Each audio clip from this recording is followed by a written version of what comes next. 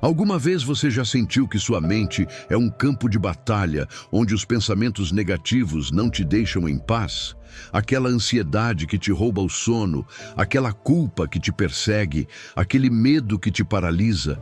Todos nós já estivemos ali, presos em um turbilhão mental que parece não ter saída. Mas deixa eu te dizer uma coisa, você não está sozinho nessa luta. Jesus mesmo enfrentou essas batalhas mentais no deserto, na cruz, em cada momento de seu ministério. E ele não apenas as enfrentou, ele as venceu. E hoje, por meio de sua palavra e de sua presença, ele quer te ensinar como desintoxicar sua mente de tudo o que te contamina e te afasta da paz que Deus tem para você. Antes de começarmos, quero que você declare nos comentários: Senhor, sê luz na minha mente e paz no meu coração. Que essa declaração seja o seu primeiro passo rumo à renovação mental que Deus preparou para você. E se você ainda não fez isso, inscreva-se e ative as notificações para não perder nenhum ensinamento que fortaleça a sua fé. Vamos começar. Número 1. Jesus e as tentações mentais. No silêncio do deserto, Jesus nos mostra que a verdadeira batalha nem sempre se luta com as mãos, mas na mente. Nós o vemos em Mateus 4:1-11, onde o Espírito o conduz ao deserto, e ali, em meio à fome, ao vento quente e ao silêncio profundo, surge a voz do tentador. Não foi uma batalha física, foi mental, foi interna, foi uma luta de pensamentos, identidade e verdade. Jesus não estava apenas enfrentando o deserto exterior, mas também o deserto interior. Esse mesmo deserto que você conhece quando sua mente se enche de ansiedade, culpa, medo ou dúvidas. Esse lugar onde você se pergunta se Deus realmente está com você, Jesus esteve ali primeiro e venceu não com força humana, mas com a palavra viva. A primeira tentação aparece como uma oferta de satisfação imediata, pedras transformadas em pão, um atalho para o alívio. O inimigo sussurra o mesmo hoje: faz rápido, não espera, resolve sozinho. Deus demora demais. Talvez você já tenha sentido isso quando está cansado de orar e não ver resposta, quando a ansiedade pesa, quando a solução fácil parece o mais lógico. No entanto, Jesus responde com Deuteronômio 8:3, nem só de pão viverá o homem, mas de toda palavra que procede da boca de Deus. Jesus ensina que não se vive apenas do tangível, mas do espiritual, que a verdadeira fome é de sentido, paz e propósito. Filho de Deus, seu coração não se sacia com o imediato, mas com o eterno. O que você precisa não é um atalho, mas confiar no tempo perfeito de Deus. A segunda tentação toca a necessidade de provar algo. O inimigo diz para ele se lançar do templo, para que todos vejam quem ele é. Esse pensamento também te visita quando você sente que precisa provar seu valor, sua fé, sua capacidade. Quando você se exige perfeição para se sentir digno, Jesus responde com Deuteronômio 6:16, não tentarás o Senhor teu Deus. Ele não se definiu por aplausos, conquistas ou reconhecimento. Sua identidade estava ancorada na voz do Pai, que disse no início: este é o meu filho amado. Você também é amado sem precisar provar nada. Se a culpa persistente ou o medo do fracasso te atingem, lembre-se de que seu valor não se mede pelas suas conquistas, mas pelo sangue que te comprou. A terceira tentação é a oferta de poder sem sacrifício. Reinos sem cruz. Glória sem processo. O inimigo continua oferecendo caminhos fáceis, promessas rápidas, sucessos sem obediência. Jesus responde com Deuteronômio 6:13. Ao Senhor teu Deus adorarás, e só a Ele servirás. É aqui que seu coração deve decidir a quem você entrega sua mente, a Deus ou ao medo, a Deus ou à ansiedade, a Deus ou ao impulso de controlar tudo sozinho. A paz chega quando sua alma se rende e diz: Senhor, Tu és minha fonte. Hebreus 4:15 nos lembra que Jesus compreende nossas lutas porque também enfrentou as tentações sem cair. Isso significa que quando a culpa te morde, Quando a ansiedade não te deixa dormir, quando você sente que sua mente é uma tempestade, Jesus não te observa de longe, ele se aproxima, ele compreende, ele guia, ele sustenta. Você não está sozinho em sua batalha mental. O Salvador que te ama já caminhou esse caminho. Aqui entra a armadura de Deus de Efésios 6:10-18, onde a palavra é chamada de espada do Espírito. Jesus a usou como arma, não para atacar pessoas, mas para cortar mentiras. A mentira diz, você não vale nada. A palavra diz, você é escolhido. A mentira diz, você falhou demais. A palavra diz, minhas misericórdias se renovam a cada manhã. A mentira diz, seu futuro está perdido. A palavra diz, eu tenho planos de bem e não de mal. A mente se desintoxica substituindo o pensamento tóxico por verdade eterna. Não se trata de gritar contra seus pensamentos, mas de alimentar sua mente com a palavra, a presença e a voz de Cristo. Cada vez que um pensamento negativo chegar, respire e declare o versículo que você vai memorizar nesta semana. Escolha um que responda à sua luta. Se sua batalha é a ansiedade, memorize. Filipenses 4:6-7. Se sua luta é a culpa, memorize. 1 de João 1:9. Se é medo, memorize Salmo 27:1. Declare em voz audível. A vitória não é repentina, é diária. Eu te convido a fechar os olhos por alguns segundos. Imagine-se no deserto, não fugindo do inimigo, mas de pé, como Jesus firme, com a palavra em seus lábios. Respire. Cristo te fortalece, Cristo te sustenta, Cristo te renova. Que nesta semana, sua mente comece a ser curada de dentro para fora. Agora que você viu como Jesus venceu com a palavra, passemos à próxima verdade. O que fazer quando a dúvida chega e sua fé parece vacilar? Número 2. Fé versus dúvida. Quando a fé se mistura com a dúvida, o coração se sente como se caminhasse sobre um chão que nunca fica firme. Assim aconteceu com Pedro em Mateus 14:22-33. Jesus estava caminhando sobre as águas no meio da noite. E Pedro, impulsionado por uma fé ousada, disse, Senhor, se és tu, manda-me ir até ti por sobre as águas. Essa é a beleza da fé. Nasce de um desejo profundo de estar mais perto de Jesus.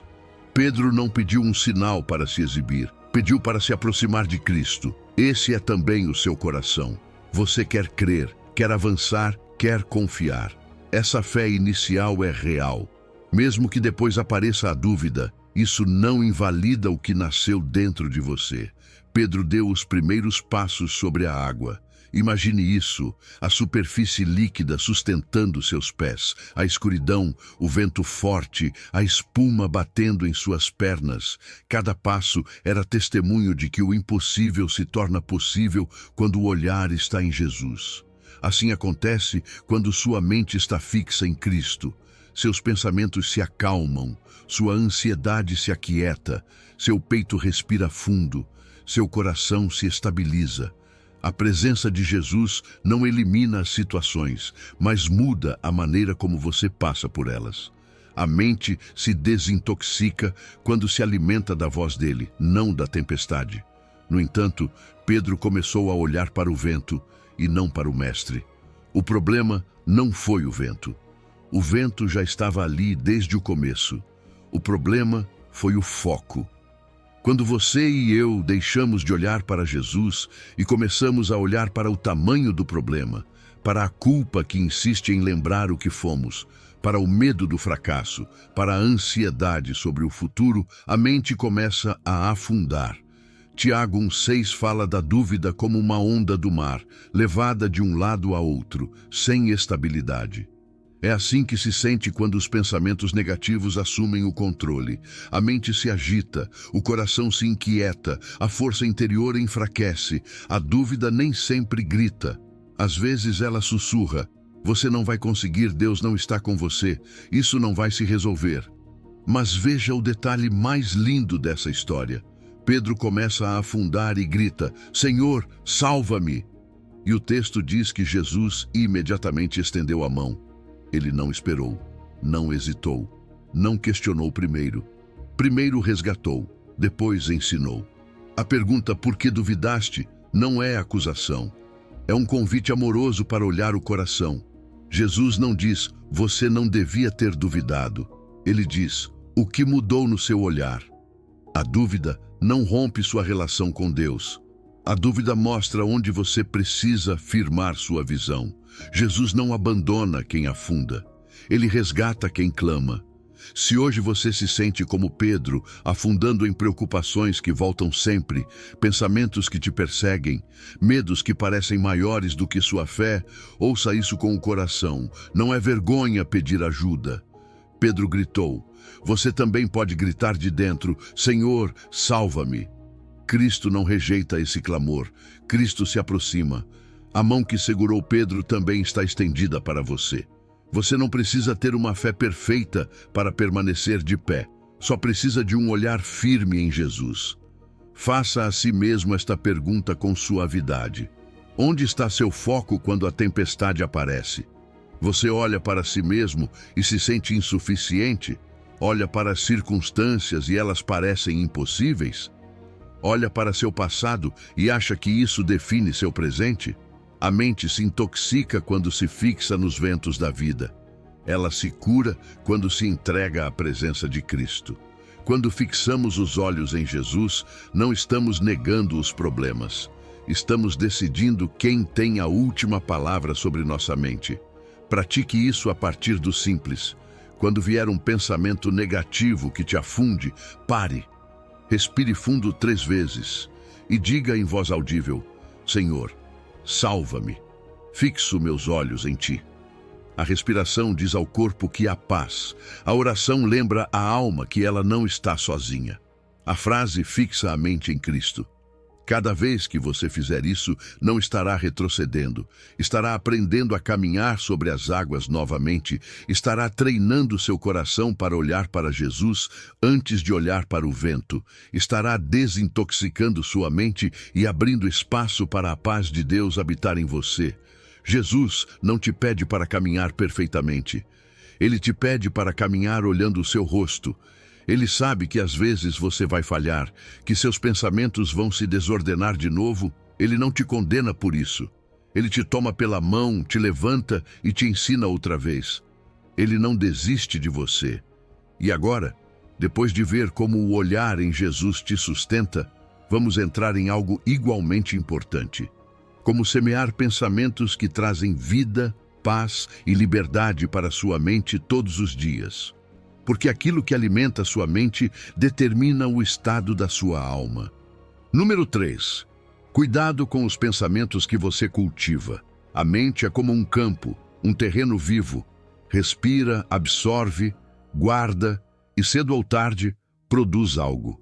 Jesus explicou isso na parábola do semeador em Marcos 4:3-20. Sementes que caem em solos diferentes, com resultados diferentes. E essa mensagem não fala apenas de agricultura ou campo, fala do seu interior. Do que você permite entrar nos seus pensamentos dia após dia, porque os pensamentos são sementes.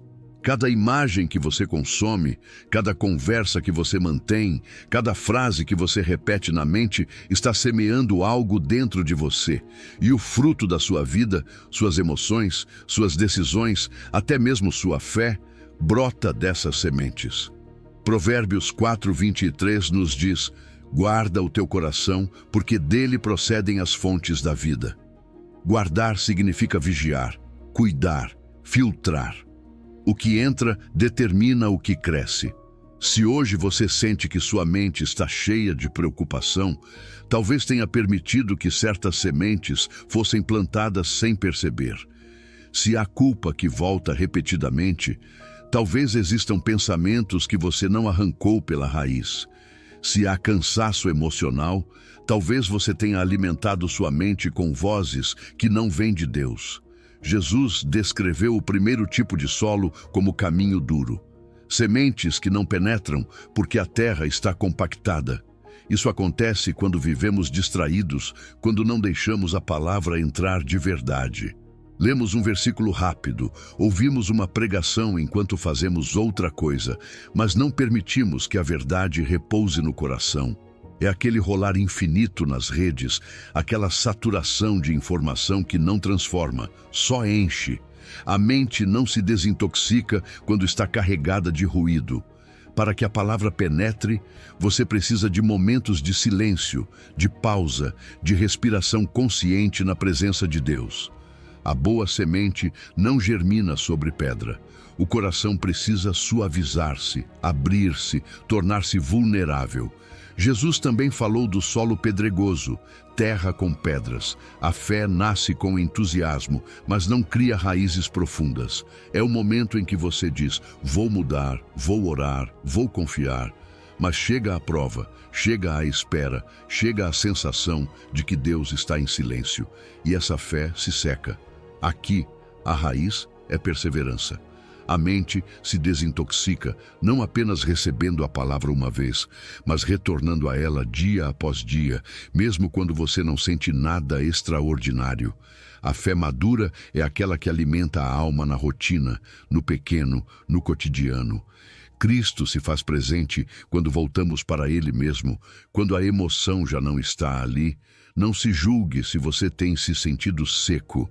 Às vezes, o que sua alma precisa não é emoção, mas constância. Depois vem os espinhos. Jesus disse que representam os cuidados da vida, as preocupações, o engano das riquezas. Espinhos que sufocam a boa semente. É isso que a ansiedade faz. Ela não destrói sua fé. Ela a sufoca. Ela a envolve. Ela a asfixia. Se você sente que nada bom cresce em sua mente, não é porque você é um mau terreno, é porque há espinhos que precisam ser arrancados com a ajuda de Deus. Os espinhos podem ser comparações que você consome diariamente, notícias que apenas semeiam medo, conversas que te drenam, pessoas que criticam sem edificar, pensamentos de não sou suficiente que você não confrontou com a palavra. A mente se desintoxica quando você decide parar de alimentar esses espinhos, quando escolhe o que vê, o que ouve, o que repete, o que permite florescer dentro de você. E por fim, Jesus falou da boa terra. Essa terra que produz fruto a 30, 60 e até 100 por um.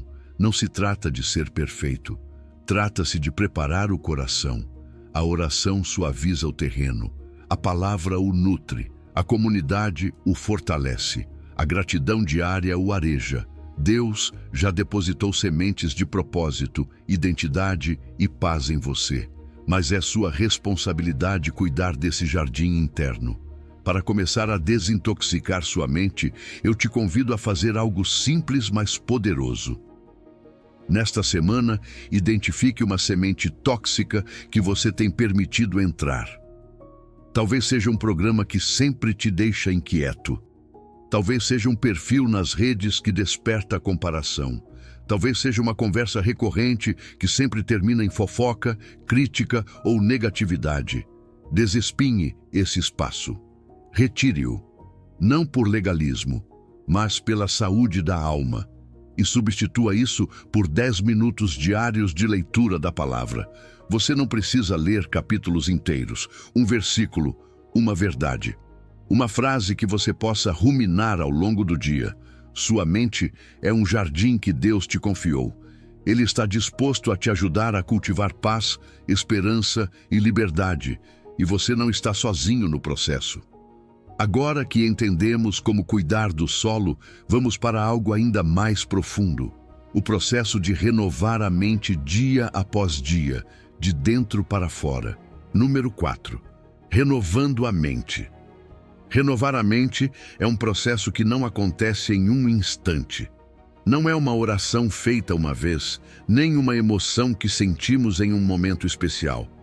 É um trabalho interior paciente, constante, amoroso, no qual o Espírito Santo vai transformando pouco a pouco a forma como pensamos, sentimos e reagimos. Romanos 12, 2 diz: não se conformem com este mundo, mas transformem-se pela renovação da sua mente. Isso significa que a mudança profunda não começa por fora, começa dentro de você. Começa em como você interpreta o que vive, em como conversa consigo mesmo, na voz em que você acredita. A mente precisa ser limpa, curada, reorientada para Cristo todos os dias, porque as influências do mundo são constantes e a batalha espiritual é travada nos pensamentos. Renovar a mente é um processo que podemos entender como metanoia: ver, doer-se, decidir e voltar. Primeiro, ver.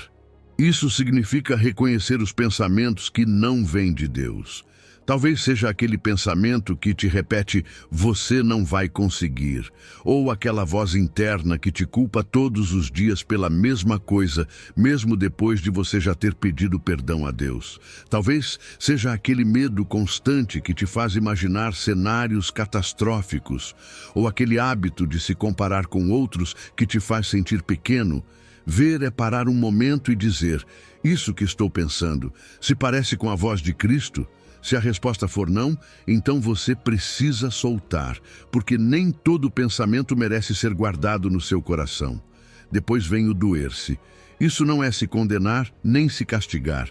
É reconhecer com honestidade como esses pensamentos negativos te roubaram a paz, te encheram de ansiedade, te afastaram do amor de Deus e do seu propósito. É chorar espiritualmente o que te feriu para deixar ir. Efésios 4, 22 ao 24 diz com clareza: despojem-se do velho homem e renovem-se no espírito da mente, e vistam-se do novo homem criado segundo Deus. Doer-se é dizer a Deus: Senhor, reconheço que este pensamento está me impedindo de viver na tua paz. Ajuda-me a soltá-lo. O terceiro passo é decidir.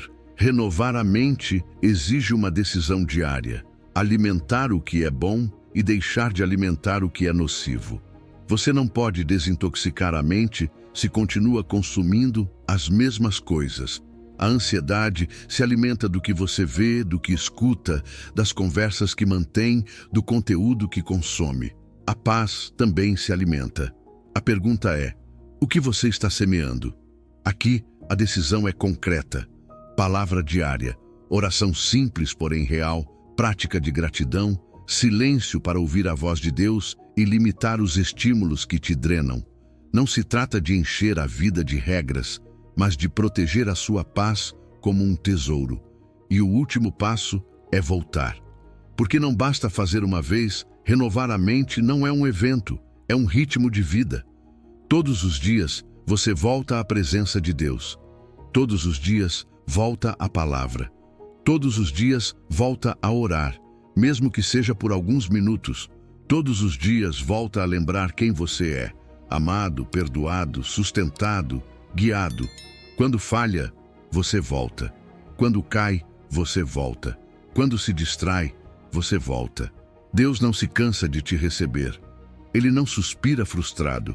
Ele te espera. Sua paciência contigo é maior do que os pensamentos que hoje estão te esgotando. Agora, imagine o escultor diante de um bloco de mármore. Ele sabe que dentro daquela pedra existe uma forma linda esperando para ser revelada. Cada golpe do cinzel pode parecer pequeno, quase insignificante, mas cada um remove algo que sobra para revelar algo que pertence. Assim Deus faz com você. Sua mente às vezes parece dura, pesada, cheia de formas antigas, mas o Espírito Santo é esse escultor paciente. Cada oração é um golpe de cinzel, cada versículo que você medita é outro, cada pensamento negativo que você decide soltar é outro, cada ato de gratidão é outro. Lentamente, dia após dia, Cristo vai revelando sua imagem em você. Se alguma vez você tentou mudar seus pensamentos e não conseguiu, isso não significa que você seja fraco ou incapaz. Significa que você estava tentando fazer isso sozinho. Mas Filipenses 4:13 lembra que Cristo em você é a sua força. A renovação não depende da sua disciplina, depende da sua dependência. Se você voltar a Ele todos os dias, mesmo que por 10 minutos, a transformação virá. Convido você a praticar por 21 dias, apenas 10 minutos diários. Leia uma passagem. Pare em uma frase. Fale com Deus sobre ela. Pergunte: o que o Senhor quer trabalhar na minha mente hoje? E tome uma ação concreta. É pequeno, sim, mas é real. E o que é real transforma. A renovação da mente não apenas limpa, ela muda a maneira como você vê a vida. E agora que você está aprendendo a renovar por dentro, passaremos ao próximo passo. Aprender a ver a realidade com os olhos da fé, não com os olhos do medo. Porque o que você olha determina como você caminha. Número 5. Os olhos da fé veem além do negativo. A fé não é fechar os olhos para ignorar o que dói, é abri-los para ver o que Deus está fazendo mesmo quando ainda não se vê com clareza. Hebreus 11:1 diz, com uma profundidade que toca a alma: a fé é a certeza do que se espera, a convicção do que não se vê. Isso significa que ver com os olhos da fé não é negar a realidade, mas interpretá-la desde a perspectiva de Deus. Quando a sua mente se desintoxica do negativo, a fé começa a limpar a lente pela qual você olha a sua vida. Você já não vê a partir do medo, mas da promessa. Já não vê a partir da derrota, mas do Deus que caminha com você. Já não vê apenas o que falta, mas o que ele já está preparando. Olhemos para Abraão. Deus lhe prometeu que seria pai de muitas nações, quando ele e Sara já estavam marcados pela idade e pela esterilidade. Humanamente, era impossível, não havia evidência visível, não havia sinais, apenas uma palavra dada por Deus. Abraão escolheu crer contra a esperança humana. Sua fé não ignorou a realidade, ela a transcendeu. Ele olhou para a promessa, não para a limitação. Ele olhou para o que Deus disse, não para o que seu corpo dizia. Se hoje você sente que seu futuro está seco, se sente que seus sonhos envelheceram ou que seu coração perdeu força, lembre-se disso. A promessa de Deus não está sujeita à sua capacidade, mas à sua fidelidade. Quando a negatividade diz, isso não é possível, a fé responde, Deus já disse, Ele fará. A fé é a lente que te permite ver o que Deus está gerando por trás do que hoje parece estéril. Agora pensemos em Moisés. Hebreus 11:27 diz que ele se manteve firme, como vendo o invisível. Moisés renunciou ao luxo, ao conforto, ao poder do Egito, porque viu algo que outros não viam. Viu Deus, viu propósito, viu missão. Isso significa que a fé te dá visão. A fé te permite ver além da dor, além da rejeição, além da ansiedade. A fé não elimina as dificuldades, mas te mostra um caminho dentro delas. Quando a sua mente se enche de pensamentos negativos, é como olhar sua vida por uma janela embaçada. Tudo parece borrado, confuso, escuro. A fé é a mão que limpa o vidro. Ela te permite ver o que realmente está ali. A mão de Deus te sustentando, te guiando, movendo peças que você ainda não pode ver. Segundo aos Coríntios 5:7 diz, andamos por fé e não por vista. A vista se alimenta do imediato. A fé se alimenta do eterno. A vista te diz, não há saída. A fé te diz, Deus está abrindo um caminho. A vista te diz, você falhou demais. A fé te diz, minhas misericórdias são novas a cada dia, amanhã. A vista te diz, sua situação não muda. A fé te diz, a semente está germinando em secreto. Quando você escolhe andar por fé, escolhe colocar sua atenção na voz de Deus, mais do que na tempestade emocional. E isso é uma decisão diária, não emocional. Eu creio mesmo sem ver. Eu confio mesmo sem entender.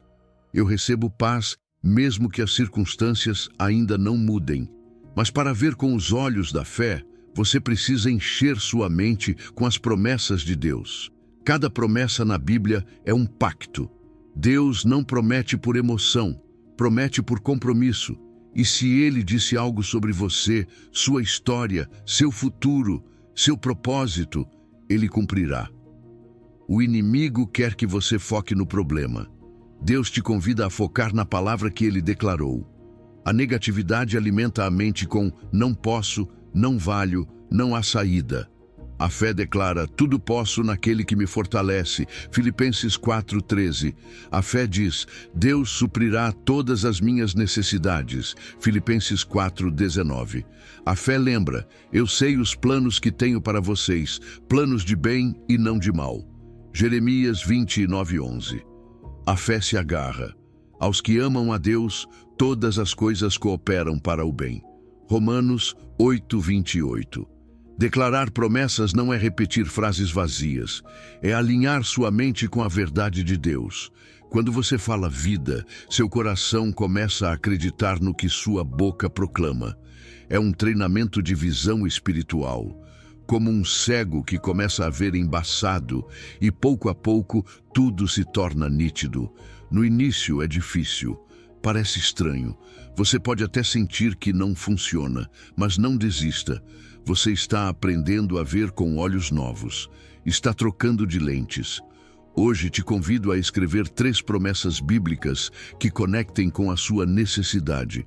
Leia-as em voz alta todas as manhãs. Depois declare: eu escolho confiar mesmo sem ver. Deus está agindo. Sempre que a negatividade tentar entrar, volte a essas promessas. Volte à luz. Volte a Jesus. E agora que você está aprendendo a ver com os olhos da fé, vamos a algo profundamente necessário. Quando sua mente está cansada e seu coração está exausto, Jesus te chama para descansar nele, porque a fé não apenas vê, ela também descansa.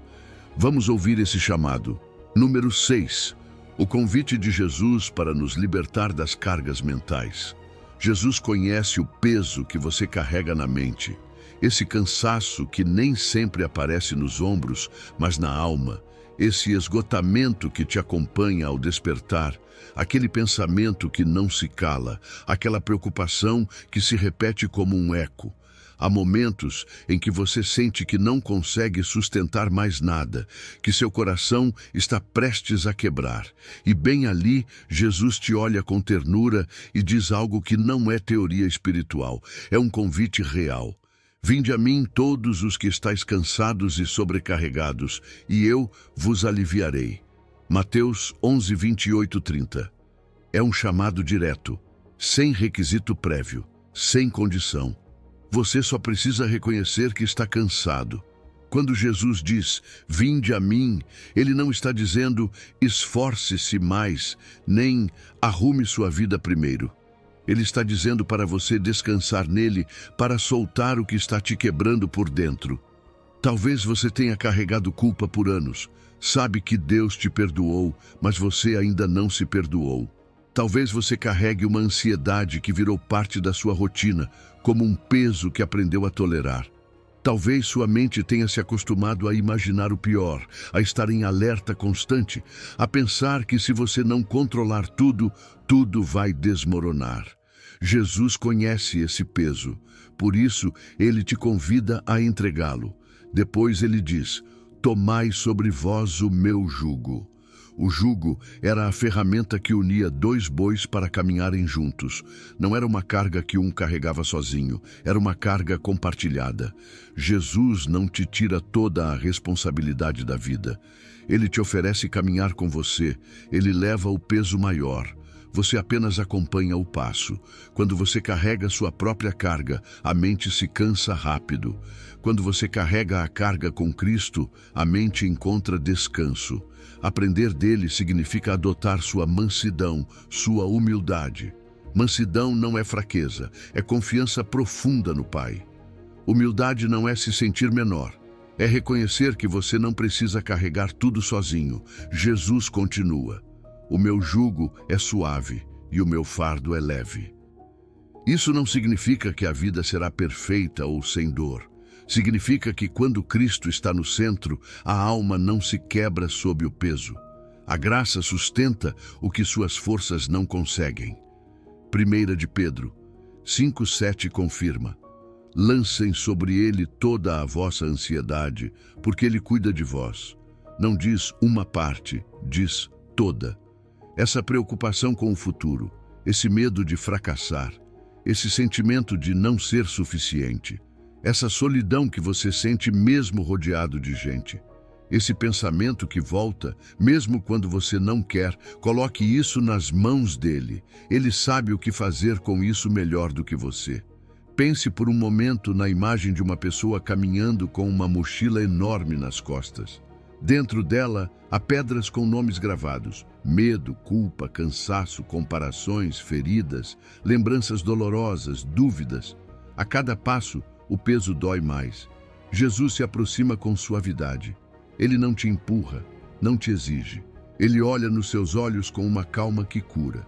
Ele pega essa mochila, a levanta dos seus ombros e no lugar dela coloca uma muito mais leve. Dentro dela só há o necessário para hoje. Não para amanhã, não para daqui a um ano. Só para hoje. Porque o descanso se vive um dia de cada vez. Se hoje você sente que sua mente não aguenta mais, não reprima esse sentimento. Você não precisa provar força para ninguém. Sua alma precisa de descanso. Seu coração precisa soltar. Jesus não espera que você chegue a Ele perfeito, forte ou cheio de fé. Ele te recebe cansado, confuso, tremendo. Ele não se incomoda com a sua fragilidade. Ele não te julga. Ele te sustenta. Faça este exercício hoje à noite, com calma. Pegue uma folha e escreva o nome de cada preocupação. Escreva de forma concreta, clara. Não minimize. Depois coloque a folha sobre sua Bíblia e ore assim: Jesus, este fardo já não é meu. Eu te entrego. Ensina-me a caminhar contigo. Depois deixe essa folha ali. Ela será seu lembrete de que já não te pertence. Cada vez que a ansiedade tentar devolver o peso, volte a essa oração.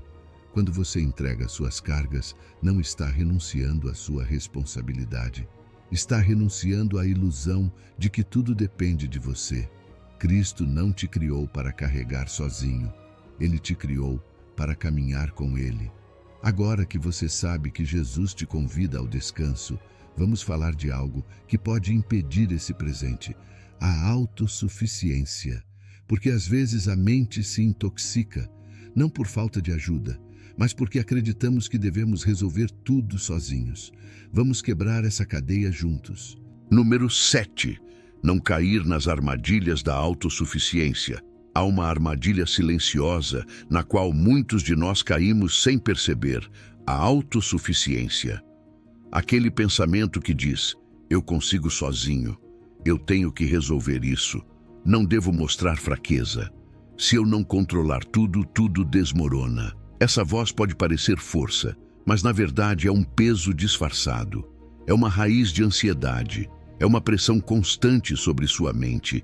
E essa pressão não vem de Deus, vem do medo. Cristo não te chamou para carregar sozinho. Ele disse claramente em João 15:5: separados de mim, nada podeis fazer. A verdadeira força não vem da autossuficiência, mas de permanecer unido a Cristo. Imagine um ramo cortado da videira. Quando ele é cortado, ainda tem folhas verdes. Parece vivo, parece forte, mas com o passar dos dias, seca, torna-se frágil, quebradiço.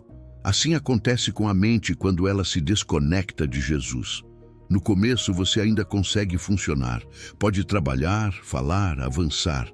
Mas por dentro a força começa a se esgotar, a alegria diminui, a esperança fica mais fraca, a paz se quebra. Não porque você seja fraco, mas porque fomos criados para receber vida, não para produzi-la sozinhos.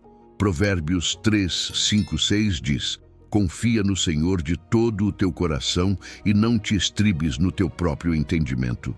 Em outras palavras, não coloque todo o seu peso na sua lógica, na sua análise, na sua capacidade.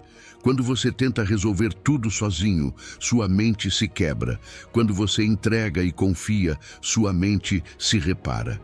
Desintoxicar a mente também significa desintoxicar o orgulho que diz: eu consigo resolver sem Deus. Não é vergonhoso precisar de ajuda. É sábio reconhecer isso. A queda começa quando acreditamos que entendemos tudo. Tem que ser assim. Só eu sei como. Não posso confiar em ninguém. Esse pensamento, embora pareça responsável, é uma forma de carregar mais do que sua alma pode suportar. A A autossuficiência te isola, te esgota, te desconecta da graça. Quando Jesus diz que Ele é a videira e nós somos os ramos, Ele revela algo profundo. A vida não é produzida no ramo, ela flui da videira. O ramo só precisa permanecer conectado. Permanecer não é esforço desesperado. Permanecer é descansar na presença. Permanecer é render-se ao amor. Permanecer é lembrar: Cristo está comigo, Cristo está em mim, Cristo sustenta minha mente. A graça começa quando você reconhece seu limite, não como fracasso, mas como porta de acesso ao poder de Deus. Quando você diz: Senhor, eu não consigo sozinho, o céu se abre sobre sua mente, a paz entra, a ansiedade solta, o peso se torna leve. Há uma liberdade imensa em dizer: Jesus, eu preciso de Ti. Não há vergonha em depender. Depender de Cristo não é fraqueza, é relacionamento, é intimidade, é união. Mas não basta reconhecer isso, é preciso cultivar o permanecer. Permanecer é oração simples durante o dia, não apenas em momentos formais. É parar no meio do trabalho e dizer: Jesus, guia meus pensamentos. É quando você sente a ansiedade apertar o peito e diz em voz suave: Senhor, descanso em Ti. É entender que obedecer a Sua palavra não é obrigação, é alimento. A obediência nutre a alma, a oração oxigena a mente, a adoração suaviza o coração. Permanecer é ritmo, é prática, é relacionamento contínuo. E quando você permanece, algo lindo acontece. Você começa a produzir fruto. Você não força, não fabrica, não finge, simplesmente aparece. Você começa a amar sem se esgotar. Começa a ter paciência onde antes havia reação. Começa a sentir paz onde antes havia tempestade.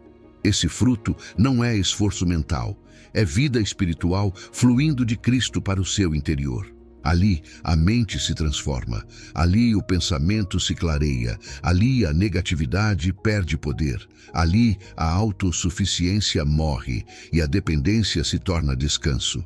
Se hoje você está cansado de sustentar tudo, de ser forte para todos, de achar que não pode falhar, quero que escute isso com o coração. Você não foi criado para carregar sozinho. Se sua mente está cansada, isso não significa que você está falhando. Significa que é hora de voltar para a videira. Faça esta prática simples hoje.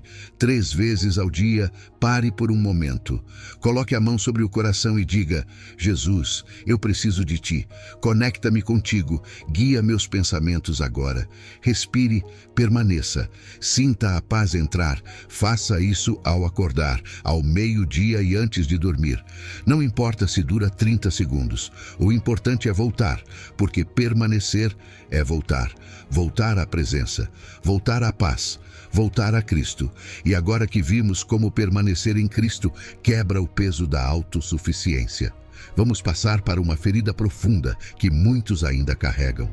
A culpa que não solta.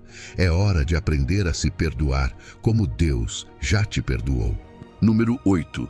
Perdoar a si mesmo. Perdoar a si mesmo é uma das batalhas mais profundas e silenciosas do coração. Às vezes, não é o pecado o que mais pesa, e sim a lembrança dele. Deus já te perdoou, mas sua mente segue repetindo a cena, a decisão, o erro. E sem perceber, você se acusa dia após dia. A culpa se torna um pensamento que nunca descansa, uma voz que não se cala, uma sombra que te acompanha mesmo quando você sorri. Porém, escute isto com a alma aberta. Quando Deus perdoa, Ele perdoa completamente. 1 de João 1,9 declara: se confessarmos os nossos pecados, Ele é fiel e justo para nos perdoar os pecados e nos purificar de toda injustiça. Se Deus te perdoou, por que você continua carregando uma culpa que já não te pertence? Aqui é importante entender algo. Existem 2 tipos de vozes interiores: a voz da convicção e a voz da culpa tóxica. A convicção vem do Espírito Santo e sempre te leva a Cristo, ao arrependimento e à paz. A culpa tóxica vem do acusador e sempre te afasta de Deus, te enche de vergonha, te faz sentir indigno, te faz esconder. A convicção cura o coração. A culpa tóxica o destrói. E a mente se intoxica quando você confunde uma com a outra. Nem toda tristeza é arrependimento. Às vezes, é apenas medo de não se sentir digno. Romanos 8. Diz algo que deveria se tornar verdade, repetida em sua mente. Nenhuma condenação há para os que estão em Cristo Jesus. Nenhuma não diz menos condenação. Não diz com menos peso. Não diz até que você mereça. Diz nenhuma. Quando você continua se acusando por algo que Deus já perdoou, você não só carrega um peso desnecessário, você está dizendo, talvez sem perceber, que o sangue de Jesus não foi suficiente. Você está tentando pagar uma dívida que Cristo já cancelou na cruz. Jesus não morreu para que você viva lembrando do que fez. Ele morreu para que você viva lembrando de quem você é agora. Perdoado, lavado, abraçado, restaurado. Quando ele disse na cruz, está consumado, João 19:30, foi uma declaração cósmica que também incluía a sua história pessoal. A dívida está paga, a culpa está quebrada, a condenação ficou para trás. O inimigo quer que você continue olhando para a porta fechada. Cristo quer que você olhe para a porta aberta. Às vezes, a pessoa que mais duramente te julga é você mesmo. Você se castiga com pensamentos, com comparações, com silêncios, com rancores internos. A mente adoece quando insiste em olhar para aquilo que Deus já deixou para trás. O perdão próprio não é um ato de orgulho. É um ato de humildade, é dizer, Senhor, eu aceito o que Tu fizeste por mim. Eu não tenho direito de pisar na Tua graça. Isso é graça aplicada. Eu te convido a uma oração em 4 passos, um caminho suave onde sua alma pode descansar. Adoração. Reconheça quem Deus é, eleve seu olhar, diga, Pai, Tu és santo, justo, misericordioso. Teu amor é maior que meus erros. Confissão. Não maquie o que aconteceu, não justifique. Diga o nome com coragem. O que é confessado é curado. Diga, Senhor, reconheço que fiz isto, pensei isto, omiti isto, não para reviver a dor, mas para soltá-la. Petição. Aqui você pede não só perdão, mas a capacidade de aceitar esse perdão. Diga, ajuda-me a me perdoar como Tu já me perdoaste, que minha mente e meu coração se alinhem contigo. Intercessão. Ore por outros que lutam como você. A cura se aprofunda quando da sua ferida curada nasce compaixão por outro. Quero te propor um ato concreto e simbólico. Pegue uma folha e escreva aquilo que você tem dificuldade de soltar. Pode ser um erro, uma má decisão, uma queda que ainda dói. Escreva com clareza, sem esconder nada. Depois, escreva abaixo. Eu, seu nome, aceito o perdão de Deus por isto. Não carrego mais esta culpa. Cristo a levou por mim. Assine. Coloque a data. Ore com humildade. E rasgue esse papel. Não o guarde para olhar de novo. Rasgar é declarar em sua mente o que o céu declarou em seu espírito. Você é livre. Quando a culpa voltar, porque ela voltará a bater a porta, não negocie com ela. Não escute. Não dialogue. Declare em voz audível. Romanos 8, 1. Nenhuma condenação há para mim em Cristo. A mente se limpa quando a verdade se repete. Se é difícil para você se perdoar, você não está sozinho. Muitos de nós caminhamos por esse vale. Mas hoje, aqui, Jesus te estende a chave. A graça não só te perdoa, ela te liberta. Solte essa corrente. Ela já não te pertence. E agora que você soltou a culpa, é momento de tomar uma ferramenta poderosa que fortalece sua mente e seu espírito. A oração como arma de guerra. Eu vou te acompanhar nisso também. Número 9. A oração como arma contra os pensamentos negativos. A oração não é um ato religioso vazio, não é uma obrigação que cumprimos para sentir que fizemos algo espiritual. A oração é um encontro. É o momento em que a sua alma se conecta com a fonte que lhe dá vida. É o espaço onde o que pesa, o que dói, o que inquieta, deixa de girar na sua mente sem saída e encontra um lugar seguro no coração de Deus. Por isso, a palavra diz em Filipenses 4:6: Por nada estejais ansiosos, antes apresentai as vossas petições diante de Deus em toda oração e súplica com ação de graças. Aqui há uma fórmula divina para desintoxicar a mente. Não diz aguente, não diz engula seus pensamentos, não diz finja que nada está acontecendo. Diz entregue, fale, leve à presença do seu Pai. Cada pensamento negativo que você guarda sem entregar se transforma em ansiedade. A ansiedade é pensamento acumulado sem direção a Deus. É mente que gira, mas não descansa. É coração inquieto que quer controlar o que não pode. Mas ouça a promessa que segue em Filipenses 4:7. E a paz de Deus, que excede todo entendimento, guardará os vossos corações e as vossas mentes. A paz de Deus não é uma ideia, é um guardião. É uma força viva que se coloca na porta da sua mente. A paz não é ausência de problemas, é a presença de Deus no meio deles.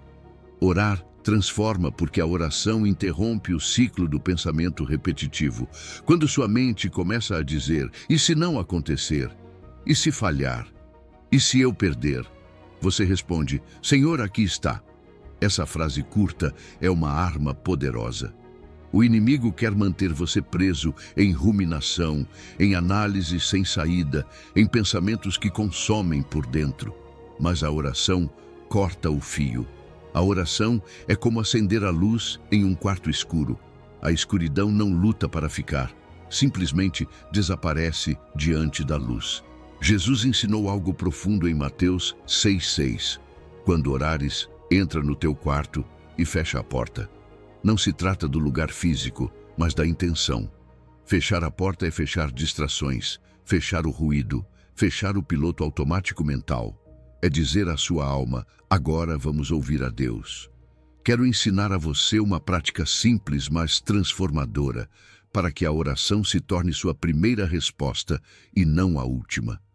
Todos os dias, antes de dormir, escreva 3 coisas pelas quais você precisa orar e 3 coisas pelas quais você é grato. 3 pedidos e 3 agradecimentos. Não mais, não menos. A mente se esclarece quando se escreve. O que se anota deixa de perseguir por dentro. E quando você agradece, seu coração muda o foco do que falta para o que Deus já fez. A gratidão limpa a alma como a chuva limpa a terra seca. E durante o dia, aplique o método simples de si. Então, observe seus gatilhos mentais. Por exemplo, se vier um pensamento de preocupação com o dinheiro, então oro 1 minuto. Jesus, Tu és o meu provedor. Minha vida está em Tuas mãos. Confio na Tua provisão. Se vier um pensamento de medo do futuro, então digo, Senhor, Tu já estás no meu amanhã, não estou só. Se vier um pensamento de insuficiência, então declaro, em Cristo sou suficiente. Filipenses 4:13. A oração é a válvula de escape da alma. Se você não ora, a pressão sobe. E quando a pressão sobe, sua mente explode em ansiedade, insônia, tensão, irritabilidade. Mas se você ora, a pressão baixa. E onde a pressão baixa, a paz entra. Talvez você diga, já orei antes e nada mudou. Eu sei. E te abraço aí. Porque todos nós já sentimos isso alguma vez. Mas escute, a oração não é mágica. A oração é formação. Deus nem sempre muda as circunstâncias quando você ora, mas Ele sempre muda você dentro delas. E quando você muda por dentro, a batalha muda por fora. Não ore para sentir algo, ore para entregar tudo. Não ore para controlar um resultado, ore para descansar naquele que tem o controle. Ele ouve, Ele vê, Ele conhece e Ele cuida. Ore hoje assim. Senhor Jesus, aqui trago meus pensamentos, meus medos, minhas dúvidas, minhas cargas. Não posso com tudo isso sozinho, eu te entrego. Que a tua paz guarde minha mente e meu coração. Confio em ti. Amém. E fique 1 minuto em silêncio. Deixe Deus falar também, porque a verdadeira oração não é monólogo, é encontro. E agora que a oração está abrindo espaço na sua mente, é hora de cuidar de quem entra nela. Vamos falar das vozes que te cercam. Número 10. As companhias moldam a mente. Oramos para nos conectar com Deus, mas as pessoas ao seu redor também impactam seus pensamentos. Vamos escolher bem. Veja-se como um jardim em crescimento. As vozes que te cercam são como ventos que esfriam ou como sol que aquece a semente. Sua mente precisa de um microclima saudável para se desintoxicar do negativo e permitir que Cristo transforme seus pensamentos. A palavra é clara e protetora. O que anda com sábios será sábio, mas o companheiro dos tolos será afligido. Provérbios 13:20.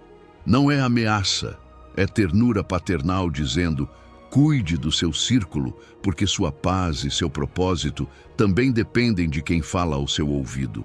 Há frases, tons e conversas que, sem percebermos, se tornam chuva ácida sobre a alma. O cinismo constante corrói a esperança, a fofoca perfura a confiança, o fatalismo rouba a fé. As más conversações corrompem os bons costumes. 1 Coríntios 15:33. Diga-me quem você escuta e eu te direi quais pensamentos você está regando. Se você passa horas com pessoas que ridicularizam a fé, por que se surpreende que seja difícil orar? Se você se alimenta de queixa diária, como a gratidão florescerá? Não é julgamento de ninguém, é discernimento para a boa maiordomia da sua mente. Você é responsável diante de Deus pelas vozes que deixa entrar no seu coração, porque, sobre tudo o que se deve guardar, guarda o teu coração, porque dele procedem as fontes da vida. Provérbios 4:23. Imagine esta cena devocional. Você está no meio de 5 vozes. 3 te sussurram. Você não consegue, não vale a pena. Todos falham com você. 2 te lembram: Deus é fiel, dê um passo, conte suas bênçãos. Você sente literalmente flechas escuras e lampejos de luz. A quem você se aproxima? A quem dá mais tempo, mais café, mais mensagens? Suas companhias são um termostato relacional. Se você se rodeia de corações frios, sua temperatura espiritual baixa. Se rodeia de corações acesos, seu fogo se aviva. A comunidade correta não te entretém, te edifica, não te aplaude na comodidade, te impulsiona ao chamado. Por isso, a Escritura nos convoca. Consideremo-nos uns aos outros para nos estimularmos ao amor e às boas obras, não deixando de congregar-nos. Hebreus 10:24-25. Façamos juntos uma auditoria relacional com perguntas pastorais e honestas. Esta pessoa me aproxima de Jesus ou me afasta? Suas palavras me constroem ou me drenam? Depois de falar com ela, minha fé fica mais firme ou mais confusa? Este grupo me impulsiona a crescer ou a me conformar? Talvez a resposta doa um pouco como álcool em uma ferida, mas cura. Estabelecer limites não é desprezo. É amor bem direcionado. Às vezes, amar como Cristo inclui dizer: posso te ver menos para proteger o que Deus está fazendo em mim. O próprio Jesus se retirava para estar com o Pai e escolhia com cuidado seus próximos. Você também pode fazer isso com mansidão e verdade. Colocar limites saudáveis não significa cortar toda a relação. Significa ajustar o volume e a influência. Você pode reduzir o tempo em conversas tóxicas e aumentar o tempo com mentores piedosos, amigos de oração, uma célula ou grupo de estudo bíblico. Busque aqueles que carregam fruto: amor, alegria, paz, paciência. Você vai se surpreender com como sua mente muda quando seu ambiente muda. Em uma mesa onde se ora, a ansiedade perde protagonismo. Em um chat onde se compartilham promessas, a ruminação se apaga. Em uma amizade que te corrige com ternura, a culpa tóxica se transforma em convicção saudável. Cristo usa seu corpo para te ministrar. Não carregue sozinho quando há ombros disponíveis. Se hoje você se sente culpado por se afastar de alguém que te fere, respire. Não é egoísmo, é sabedoria. Você pode honrar, perdoar e, ao mesmo tempo, proteger seu processo. Em Cristo, aprendemos limites com graça. Sim à misericórdia, sim à intercessão e sim a guardar o jardim da mente. Ore por aqueles que te desanimam, mas não entregue a eles o leme dos seus pensamentos. Lembre-se, o objetivo não é se sentir superior, é permanecer saudável para amar melhor. Eu te proponho uma prática espiritual concreta para te ajudar a consolidar este passo. Esta noite, pegue uma folha e escreva as 5 pessoas com quem você mais passa tempo. Para cada nome, faça 3 perguntas. Essa pessoa me aproxima de Deus? Me anima a obedecer? Me deixa mais luz do que sombra? Marque com um asterisco a relação que drena sua fé e estabeleça um limite concreto para esta semana. Talvez reduzir ligações a uma vez ou transformar a conversa em algo edificante com uma oração breve no início. Depois, identifique um mentor ou grupo piedoso e dê o primeiro passo. Envie uma mensagem, convide para um café, pergunte sobre se juntar ao estudo deles. Peça ao Senhor uma comunidade onde sua fé se aqueça. Escreva e ore: Senhor, alinha meu círculo com a tua vontade. Cerca minha mente de vozes que te glorifiquem. Número 14. O amor perfeito vence o temor. O medo é uma sombra que se instala na mente, e quando não é enfrentado com luz, ele se expande. Às vezes o sentimos no peito como um peso, outras vezes na garganta como um nó, e outras como pensamentos que não nos deixam descansar. O medo nos sussurra mentiras. Você não vai conseguir. Você não é suficiente. Vai dar errado. Você vai perder. Mas escute isso com o coração, não apenas com a mente. O amor de Deus não apenas te acompanha, o amor de Deus luta por você. 1 de João 4,18 declara: no amor não há temor, mas o perfeito amor lança fora o temor. Quando sua alma realmente recebe o amor de Deus, o medo perde território. O medo aparece quando acreditamos que estamos sozinhos, que a situação é maior do que nós ou que não haverá provisão. Por isso, quando Deus te lembra do seu amor, Ele não está apenas te consolando, Ele está desativando a mensagem do medo. Porque o medo não se vence com força bruta, nem com esforço. Ele se vence quando o coração descansa na verdade. Deus me ama, Deus está comigo, Deus não foi embora. O medo é sinal de que ainda não mergulhamos completamente nesse amor, não para te culpar, mas para te convidar a se aproximar mais dele. 2 de Timóteo 1,7 diz: Deus não nos deu espírito de covardia, mas de poder, amor e domínio próprio. Se você sente medo, isso não vem de Deus. Se você sente pânico, isso não vem de Deus. Se você sente dúvida que paralisa, isso não vem de Deus. O que vem dele é poder para avançar, amor que cura e domínio próprio para pensar com clareza, mesmo quando a tormenta tenta te intimidar. Não se trata de eliminar para sempre o medo antes de agir. Coragem não é ausência de medo. Coragem é avançar mesmo sentindo medo, sabendo que Deus vai contigo, passo a passo. Imagine uma criança com medo à noite, sentada na cama, tremendo. Talvez o quarto continue igual, mas algo a aterroriza.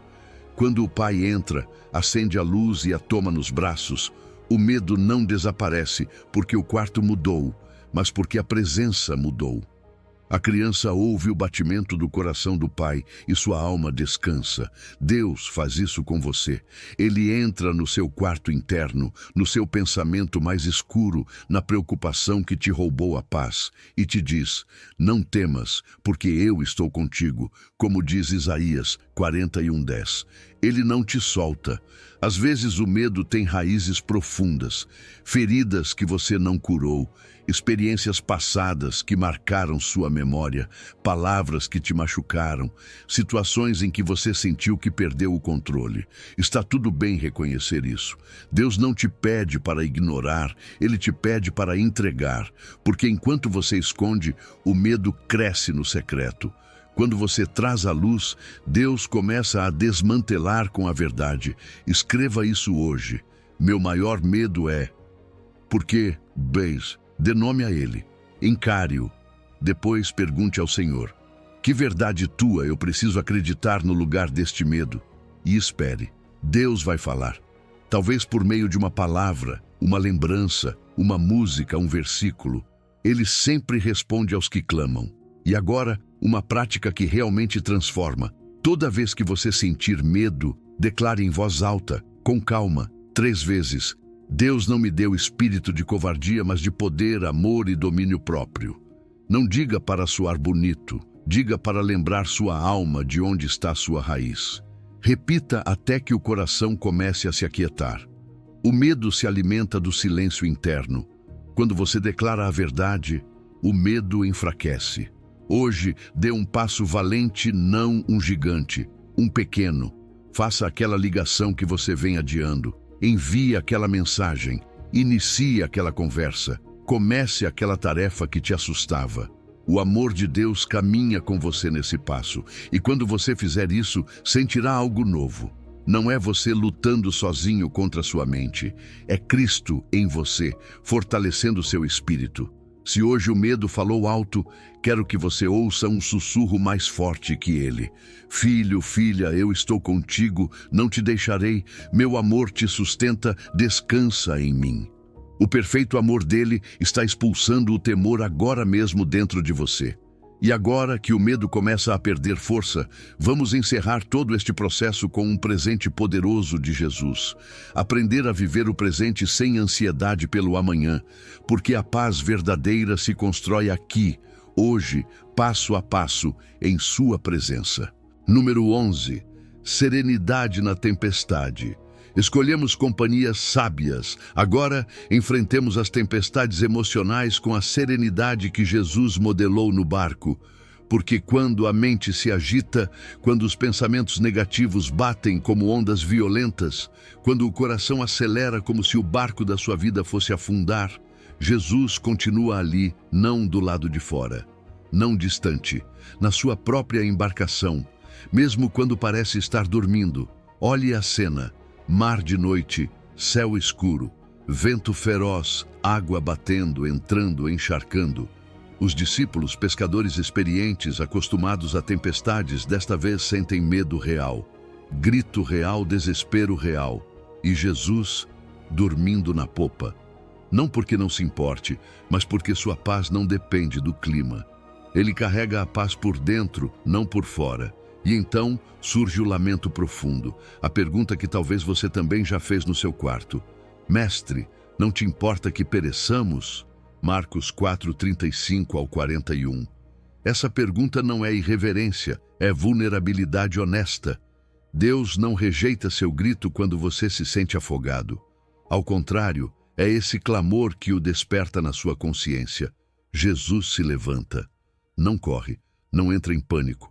Não responde ao caos com caos. Ele olha para o vento e para o mar e diz: acalma-te, emudece. Não grita, não luta, não discute. Ele fala com autoridade e o mar se submete. A água se acalma de repente, o vento se rende, a tempestade externa obedece à paz interna de Cristo. E os discípulos ficam em silêncio, não por medo do mar, mas por admiração diante de Jesus. Quem é este que até o vento e o mar lhe obedecem? A paz não foi o resultado da calma do mar. A calma do mar foi o resultado da paz de Jesus. Sua mente é esse barco. Sua ansiedade é esse vento. Seus pensamentos negativos são essas ondas. E Jesus está aí. Talvez você sinta que ele dorme. Talvez você diga: Senhor, tu não vês o que estou vivendo? Mas o que Jesus espera não é que você se afunde em silêncio. Ele espera que você o desperte com sua oração honesta, porque a paz não chega quando o problema desaparece. A paz chega quando Cristo ocupa o centro da sua atenção. A presença de Jesus não evita tempestades, mas transforma a forma como você as atravessa.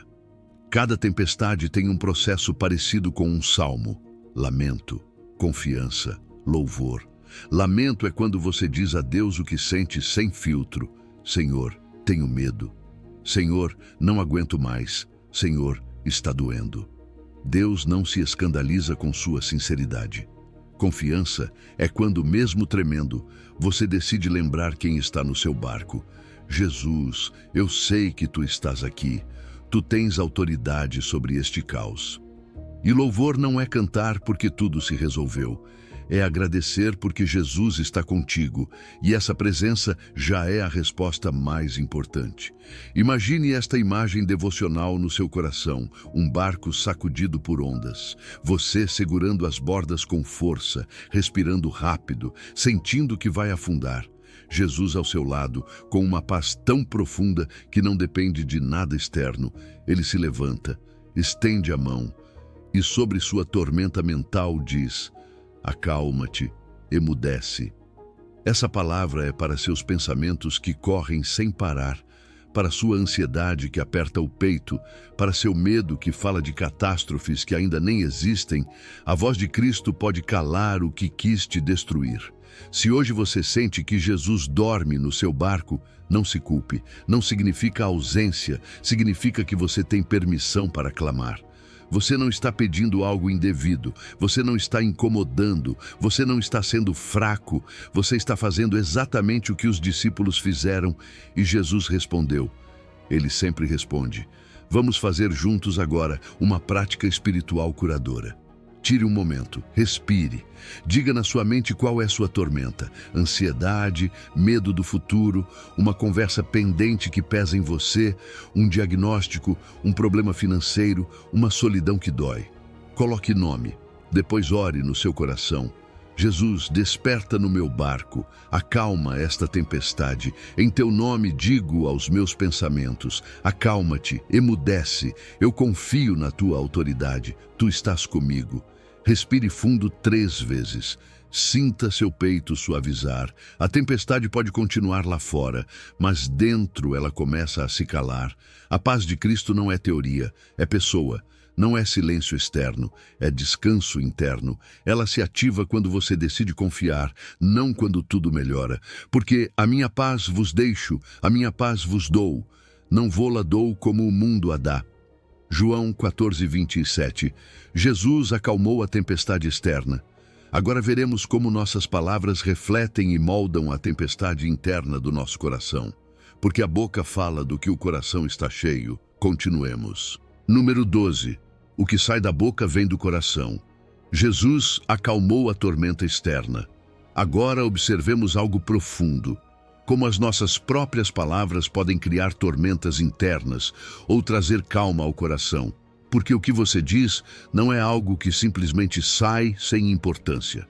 Jesus disse em Mateus 15:18 que o que sai da boca vem do coração. Suas palavras são uma radiografia do seu estado interior. Se você quer desintoxicar sua mente do negativo, precisa ouvir o que está dizendo todos os dias, porque sua língua revela o que você tem guardado lá no fundo. Muitas vezes pedimos paz, mas continuamos falando como se a derrota fosse certa. Oramos por fé, mas nossas palavras são de dúvida. Eu não consigo. Isso nunca vai mudar. Eu não sirvo para isso.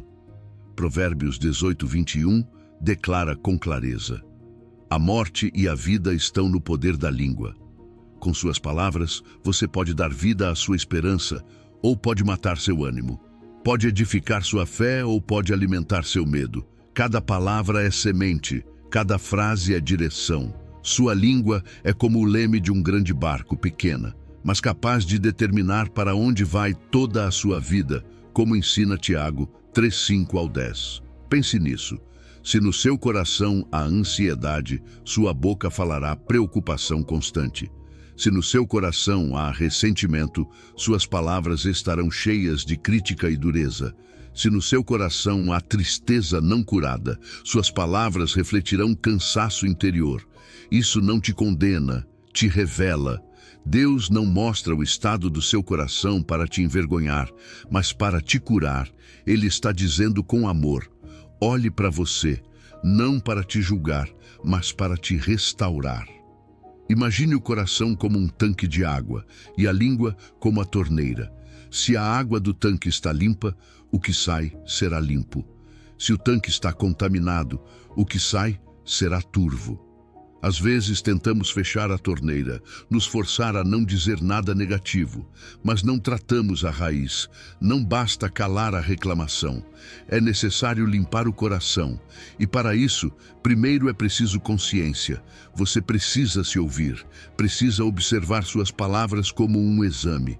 Aqui entra uma prática espiritual valiosa.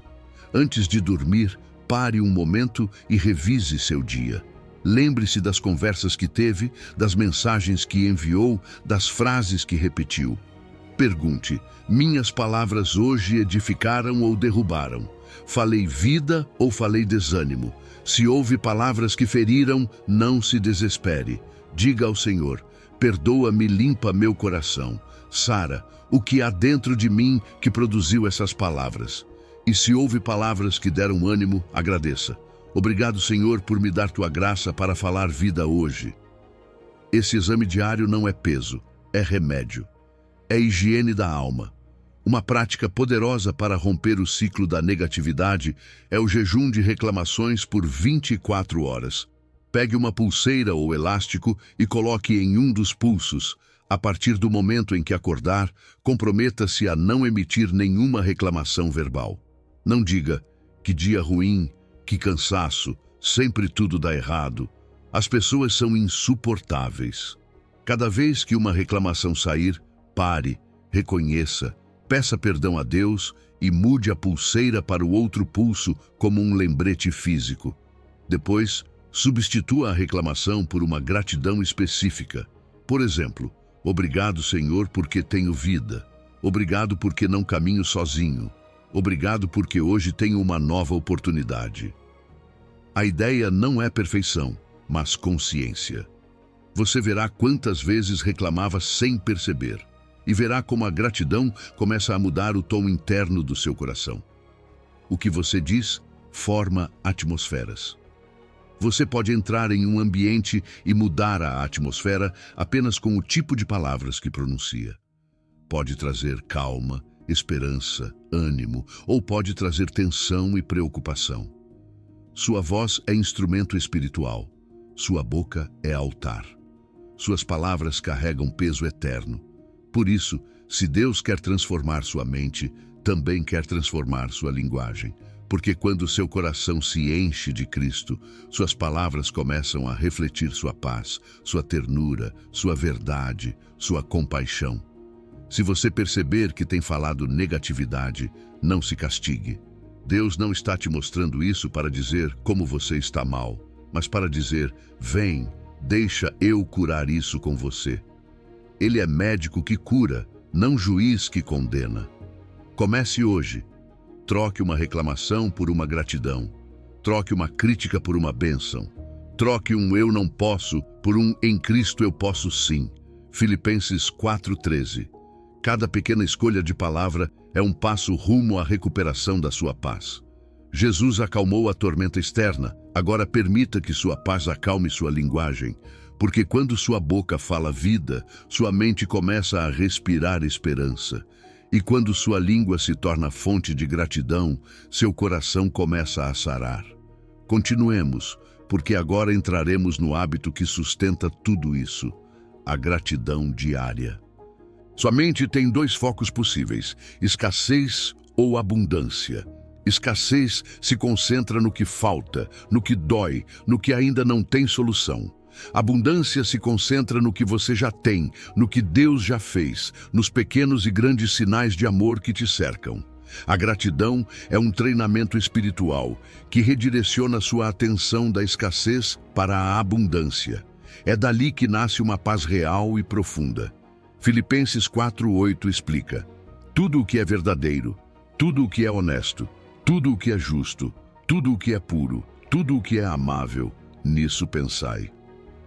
A gratidão te ensina a buscar o que merece ser celebrado, mesmo quando a tormenta ainda não terminou. Quando você escreve todos os dias 3 coisas pelas quais é grato, seu cérebro começa a formar novos caminhos. O que antes era negatividade automática começa a se transformar. Por isso, a gratidão deve ser concreta. Não diga simplesmente, obrigado pela vida. Vá mais fundo. Obrigado pelo abraço que recebi hoje. Obrigado pela comida quente que pude desfrutar. Obrigado pela palavra que levantou meu ânimo. Esses pequenos detalhes começam a brilhar e se tornam evidência de que Deus está presente, mesmo quando o coração está cansado. Imagine uma pessoa caminhando à noite com uma lanterna pequena. A lanterna não ilumina todo o caminho, mas mostra o próximo passo e também revela flores pequenas ao longo da trilha que, sem luz, passariam despercebidas. A gratidão é essa lanterna. Não elimina a escuridão de uma vez, mas permite que você veja a beleza que Deus colocou ao seu lado. E cada vez que você agradece, essa luz fica um pouco mais forte. Também há algo transformador em expressar gratidão aos outros. Quando você diz a alguém, obrigado por me ouvir, obrigado pela sua paciência, obrigado por estar aqui, essa pessoa se sente vista, valorizada e amada. A gratidão multiplica a alegria tanto em quem agradece quanto em quem recebe. É como acender duas lâmpadas ao mesmo tempo. Uma mensagem de agradecimento pode mudar o dia de alguém e também pode curar algo dentro de você. É um ato simples, mas profundamente espiritual. Deus usa a gratidão para unir corações, restaurar relacionamentos e lembrar que não caminhamos sozinhos. Gratidão não significa agradecer pela dor, mas no meio da dor. Você não diz, obrigado por esta perda. Você diz, obrigado porque nesta perda o Senhor não me abandonou. Obrigado porque mesmo sem entender, o Senhor continua comigo. Obrigado porque ainda posso me levantar. Isso transforma a mente por dentro, porque afirma que sua história não termina na ferida. A gratidão reconhece a mão de Deus te sustentando, mesmo quando a vida te surpreendeu com um golpe que você não pediu. Se agora você sente que não tem nada pelo que agradecer, respire. Não se culpe por sentir isso. A vida pode golpejar forte. Às vezes a alma fica exausta. Nesses momentos, Deus não te exige uma gratidão perfeita, apenas um pequeno passo. Agradeça algo básico. O ar que entra nos seus pulmões. O batimento que você não precisou pedir.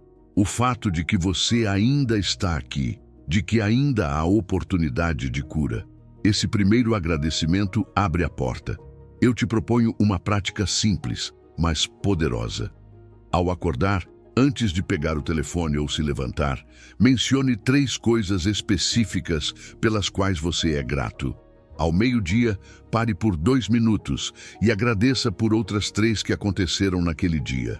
Antes de dormir, escreva em um caderno mais 3, 9 gratidões diárias. Não precisam ser grandes, apenas reais. Semana após semana, você verá sua mente mudar, verá seu coração se amolecer, verá como Deus estava mais presente do que você imaginava. A gratidão redireciona o seu olhar. Te devolve ao amor de Deus, te centra na verdade, te liberta do veneno da negatividade e te conecta com Cristo, que é a fonte de toda esperança. Agora que seu coração começa a se encher de luz, passemos a um tema importante. O temor, porque o medo também tenta ocupar a mente. Vamos ver como o amor perfeito de Deus o lança fora. Número 14. O amor perfeito vence o temor.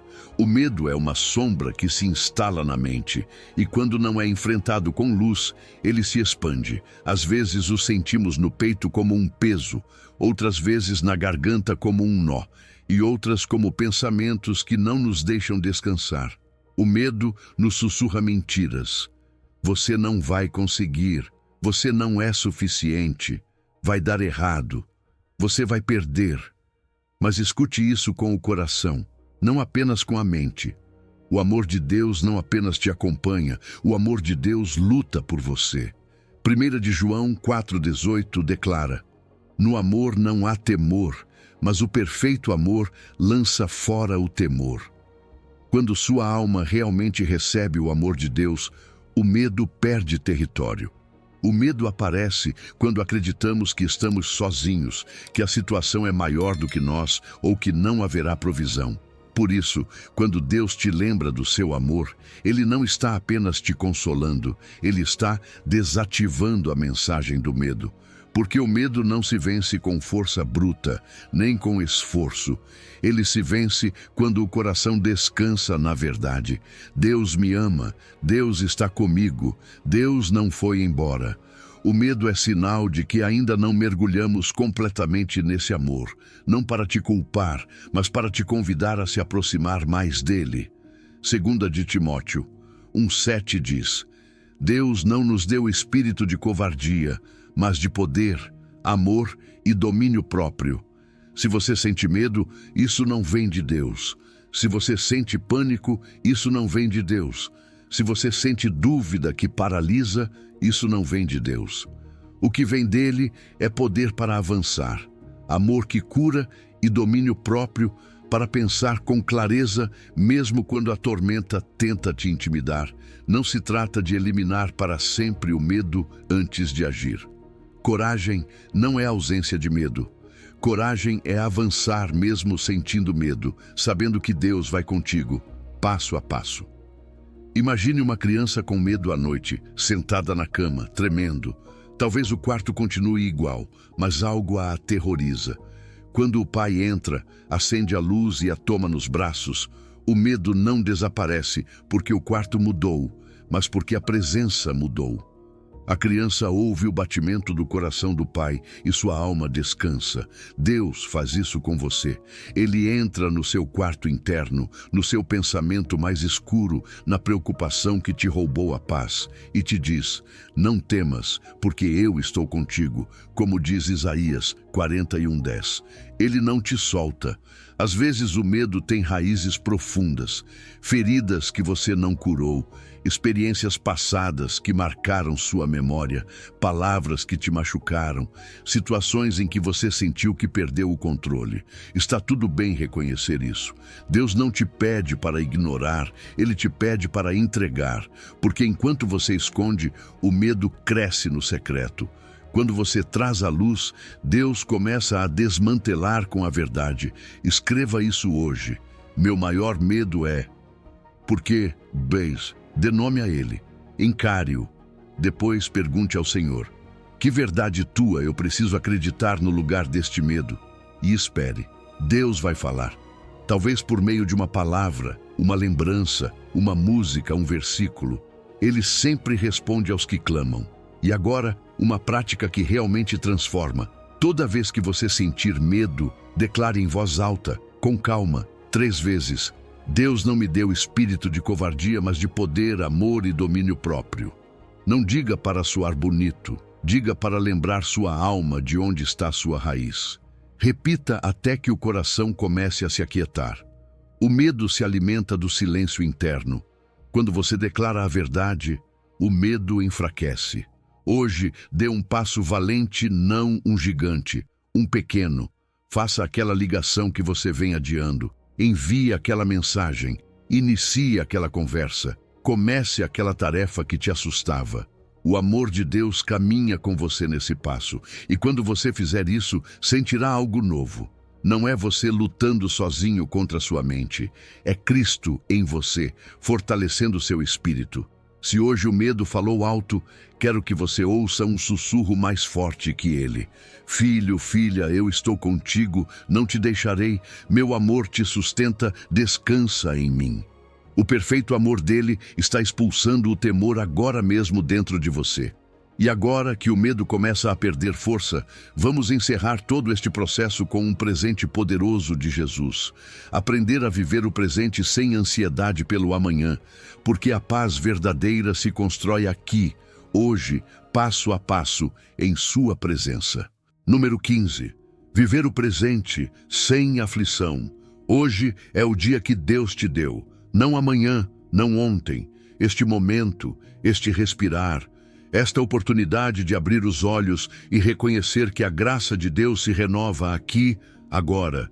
Jesus disse em Mateus 6,34, basta a cada dia o seu próprio mal. Não é uma frase bonita para colocar em um cartão, é um convite profundo para desintoxicar a mente que se enche de ansiedade pelo que ainda não aconteceu. A vida foi desenhada por Deus em unidades de 24 horas. A graça que você recebe hoje está medida e preparada para te sustentar hoje. Quando você tenta carregar também o amanhã, sua alma se cansa. Não porque você é fraco, mas porque Deus nunca te pediu para carregá-lo. Este dia é um presente. Por isso, o Salmo 118 e 24 declara: Este é o dia que o Senhor fez. Regozijemo-nos e alegremo-nos nele. A palavra presente significa dádiva, mas muitas vezes estamos tão ocupados, nos preocupando com o que vem, que não abrimos o presente que Deus colocou diante de nós. Viver preso no amanhã é perder a beleza do agora, e a ansiedade sempre vive no futuro, nunca no presente. Onde você descansa, ela enfraquece. Quando Jesus ensinou a orar, disse: Dá-nos hoje o nosso pão cotidiano. Ele não disse: Dá-me o pão da semana, nem dá-me tudo o que preciso para os próximos anos. Ele disse hoje: pão suficiente para este dia, força suficiente para este dia, paz suficiente para este dia. A provisão de Deus é como o maná no deserto, em Êxodo 16. Cada manhã caía o que o povo precisava para viver. Alguns tentaram guardar para o dia seguinte, e o maná estragou. Deus estava ensinando algo que seu coração também precisa aprender. Confiar dia a dia, Deus não te abandona. Ele promete estar em cada amanhecer com misericórdias novas, como diz Lamentações 3:22 e 23. Você não precisa prever tudo, porque Ele já está no amanhã te esperando com provisão fresca. Eu sei que sua mente tenta se adiantar. Sei que você pensa no que vem, no que pode dar errado, no que ainda não está resolvido. A ansiedade te diz que, se você pensar o suficiente no futuro, poderá controlá-lo. Mas essa é uma mentira que cansa sua alma. Controlar o amanhã é impossível. Confiá-lo a Deus é totalmente possível. A paz nasce quando você aceita o que pode fazer hoje e entrega o que só Deus pode manejar. Viver o presente não é irresponsabilidade, é obediência espiritual. Jesus não te pediu para parar de planejar, Ele te pediu para parar de se afligir. Planejar é sábio, angustiar-se é carregar um peso desnecessário. Deus quer que você viva este dia com consciência, com fé, com calma. Que seu coração aprenda a dizer: Senhor, isto é o que eu tenho hoje, isto é o que eu posso fazer hoje. Isto é o que eu te entrego hoje. Para desintoxicar a mente da ansiedade do futuro, precisamos de uma regra diária simples, uma forma de organizar o coração. 3 momentos sagrados. Ao despertar, tire 5 minutos, antes de tocar no telefone, antes de correr para qualquer coisa. Coloque a mão no peito e diga: Senhor, obrigado por este dia, dá-me meu pão de hoje, minha graça para hoje, minha paz para hoje. Entrego o amanhã em tuas mãos. Respire devagar 3 vezes. Seu espírito se acalma quando seu corpo se acalma. No meio do dia, faça uma pausa de 2 minutos.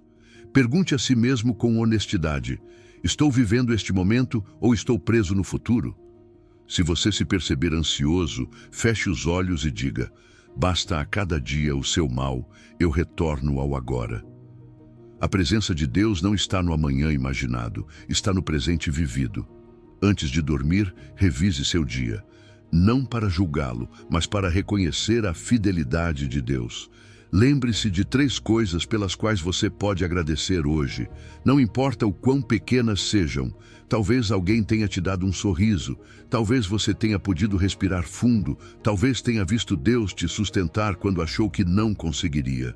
Depois diga: obrigado por tua fidelidade hoje. Confio que amanhã tuas misericórdias serão novas. E entregue sua mente ao descanso. Sua vida é como uma escada que você sobe passo a passo. Você só pode pisar no degrau em que está. Tentar colocar o pé em um degrau que ainda não chegou só causa queda. Hoje é o degrau que Deus te deu. Você não precisa ver todo o caminho. só precisa dar o próximo passo com ele. Se você vive angustiado pelo amanhã, você não está vivendo, está sobrevivendo dentro da sua mente. Deus não te chamou para sobreviver. Ele te chamou para confiar. E confiar só pode acontecer no presente. Este dia é santo. Este momento é sagrado. Aqui há graça suficiente. Aqui Deus te sustenta. Percorremos um caminho profundo. Agora é momento de fazer um compromisso com o seu próprio coração. Viver cada dia desintoxicando sua mente com Cristo, um dia de cada vez. Um respirar de cada vez. Um Senhor, aqui estou de cada vez.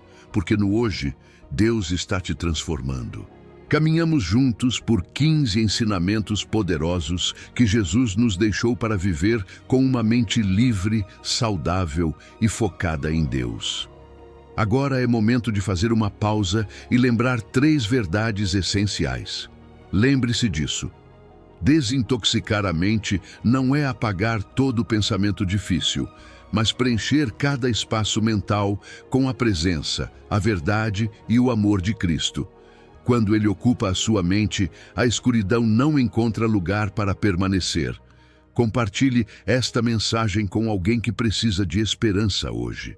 Juntos, construamos uma comunidade mais forte e cheia da paz de Deus.